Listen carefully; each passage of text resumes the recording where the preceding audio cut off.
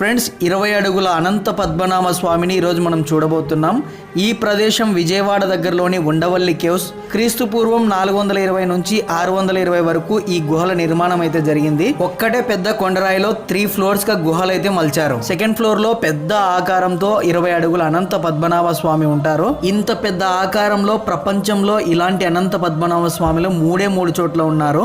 ఒకటి తెలంగాణలోని అనంతగిరి, 2 కేరళలోని తిరువనంతపురం, 3 ఈ ఉండవల్లి గుహల్లో. ఇక్కడ మాత్రమే ఇలాంటివి ఉన్నాయి. ఈ విగ్రహాన్ని ఎక్కడో మలిచి ఇక్కడ తీసుకొచ్చింది కాదు, ఈ కొండ లోపలే స్వయంభుగా దీన్ని మలచడం జరిగింది. స్వామి పైన చూడండి 7 పడగలు విప్పి నాగశేషుడు ఉన్నాడు. అలాగే పక్కనే గరుక్మంతుడు ఉన్నాడు. ఇంకొన్ని దేవతామూర్తి విగ్రహాలు అలాగే రక్షక విగ్రహాలు కూడా మనకి ఇక్కడ కనిపిస్తాయి.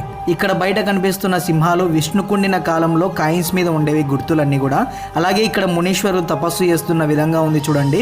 ఫుల్ వీడియో కోసం ఇక్కడ క్లిక్ చేసి చూడండి. ఇంకా చాలా విషయాలు చెప్పాను.